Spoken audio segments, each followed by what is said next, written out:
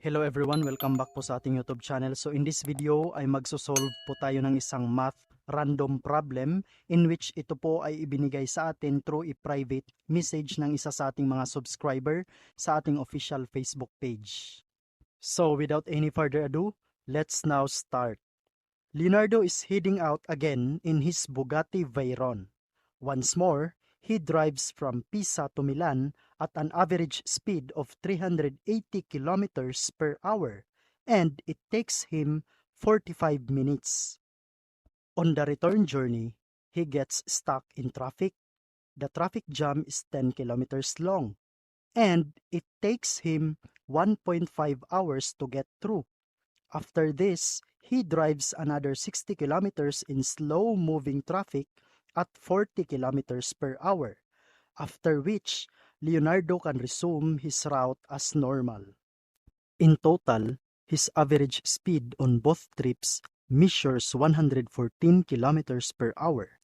What was his average speed on the return journey when he wasn't stuck in a traffic jam or slow-moving traffic? Now, para mas maintindihan po natin, let us illustrate. So if ever ito yung Pisa, tapos pupunta dito si Leonardo sa Milan, in which yung kanyang takbo is 380 kilometers per hour, at ito po ay nakuha lang niya sa loob lamang ng 45 minutes. Ibig sabihin nakarating si Leonardo from Pisa to Milan sa loob lamang ng 45 minutes. So, to find the distance traveled by Leonardo from Pisa to Milan, ay gagamitin po natin ang formula na ito, where D stands for distance, and S stands for speed, and T stands for time traveled. So now, let's plug in yung given speed at saka given time. So, D is equal to 380 km per hour times 0.75 hours. Baka may magtatanong po na, Sir, bakit 0.75 hours po yung nilagay ninyo sa time traveled? Di ba 45 minutes yung tinravel ni Leonardo from Pisa to Milan? Now, observe po ninyo na yung ating basihan po is kilometers per hour. Hindi naman po siya kilometers per minute. That is why, i-convert muna natin yung kanyang 45 minutes na tinravel into an hour. So, to convert minutes to hours, we will use this formula. Number of hours equal to number of minutes divided by 60. So, ang ibig sabihin po nito, number of hours is equal to 45 minutes divided by 60.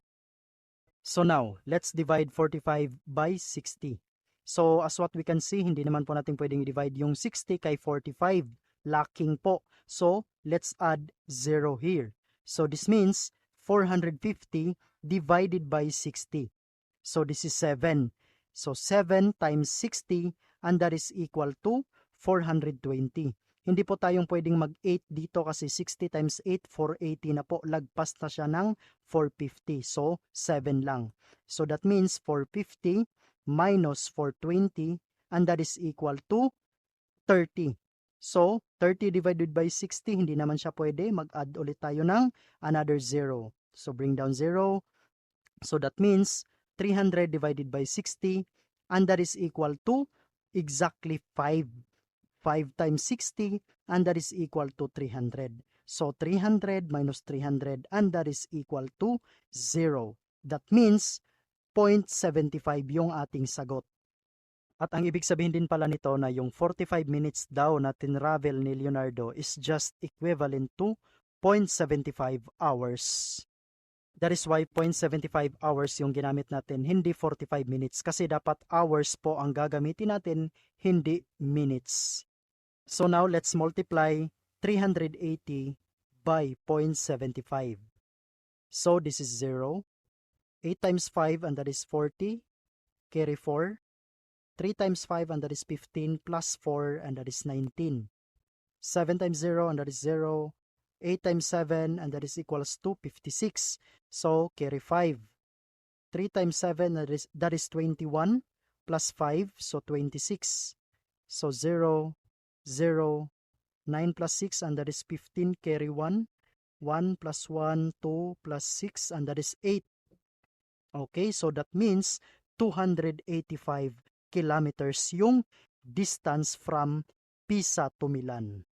So ang ibig sabihin din pala nito, yung total distance traveled by Leonardo from Pisa to Milan and vice versa is 570 kilometers. Kasi 285 kilometers from Pisa to Milan and another 285 kilometers from Milan to Pisa. Now, since nakuha na po natin yung total distance traveled by Leonardo from Pisa to Milan and vice versa, which is 570 kilometers, at yung kanyang average speed on both trips. So kapag sinabing both trips, ibig sabihin nito from Pisa to Milan and Milan to Pisa, which is 114 kilometers per hour. Para makuha naman po natin yung total time traveled by Leonardo on both trips, i-divide lang po natin yung 570 kilometers by 114 kilometers per hour. Now, may magtatanong po, Sir, bakit dinivide niyo po yung 570 sa 114? Balik po tayo sa ating original formula, which is D is equal to S times T. Para makuha po natin yung T or yung time, we will just derive the formula. Magdi-divide tayo ng S both sides para ang matira dito is yung T na lang, so divided by S. So that means cancel na to, so we have T is equal to D over S. So that means time is equal to the distance divided by speed. That is why dinivide po natin yung 570 na kilometers distance traveled by Leonardo by 114 kilometers per hour na average speed on both trips. 570 divided by 114, and that is exactly 5. That means the total time traveled by Leonardo on both trips is equal to 5 hours. Now, balik po tayo sa ating illustration. So, nung pabalik na si Leonardo from Milan to Pisa, yung 10 kilometers na travel niya ay na-stuck siya sa traffic jam and it takes him 1.5 hours to get through. And after the traffic jam, he travels or he drives another 60 kilometers in slow-moving traffic at 40 kilometers per hour. Now, since given yung distance na 60 kilometers at saka yung 40 kilometers per hour na speed, kukunin naman natin yung time. Since alam na po natin yung formula ng time, so we have T is equal to distance divided by speed. So, ibig sabihin nito, T is equal to 60 divided by 40. So, para ma-divide po natin, kukunin lamang po natin yung kanilang GCD. So, ang GCD po nito is 20. 60 divided by 20, and that is equal to 3. 40 divided by 20, and that is equal to 2. That means 3 over 2 or 1.5 hours.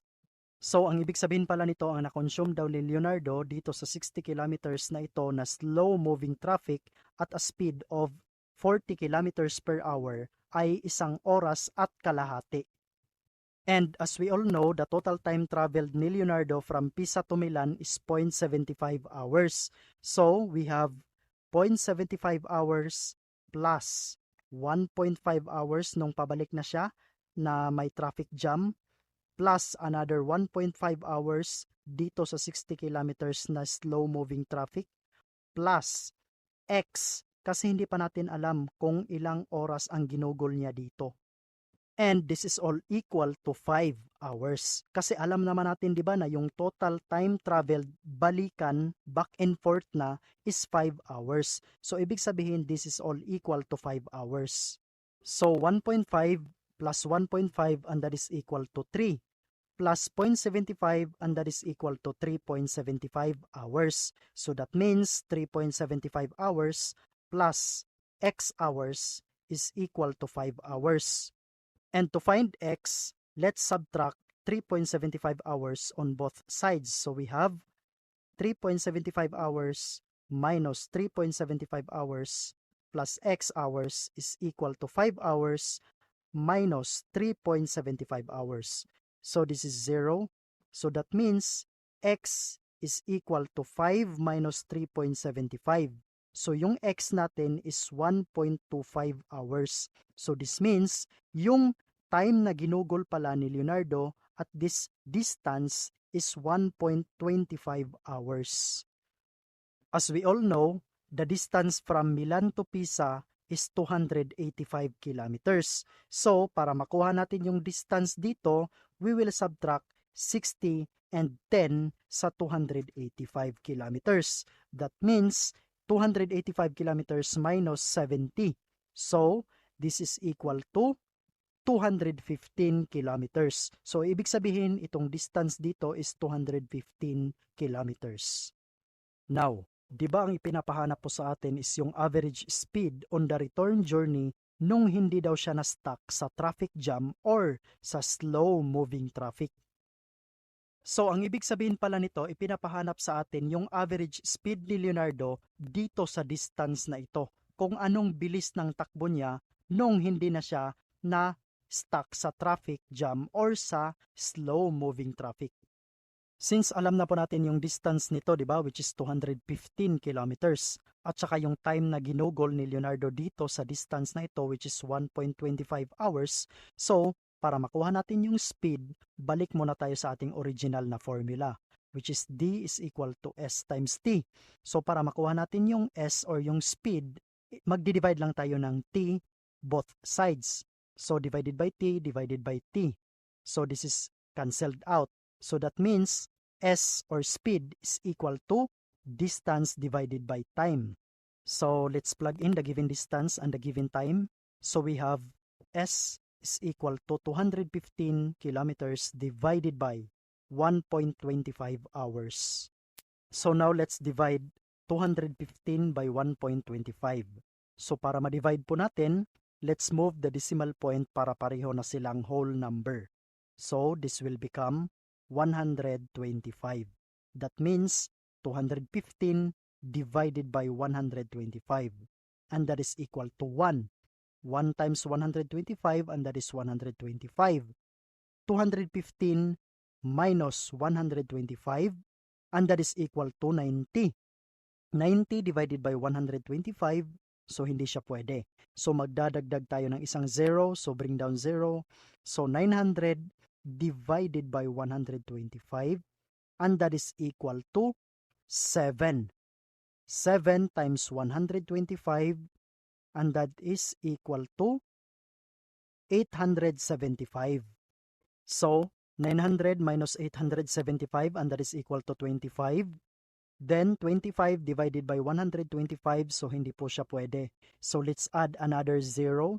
So bring down 0, so that means 250 divided by 125 and that is exactly equal to 2. Then 2 times 125 and that is 250. That means 250 minus 250 and that is equal to 0. So yung answer po natin is 172. And this also means na yung average speed on the return journey nung hindi na-stuck si Leonardo sa traffic jam or sa slow-moving traffic is 172 kilometers per hour. And that's all for this video, and I hope na may na-impart na naman po tayong new knowledge on how to solve this kind of problem. Don't forget to subscribe, like, and share this video to your friends. Hope to see you next time. Bye for now.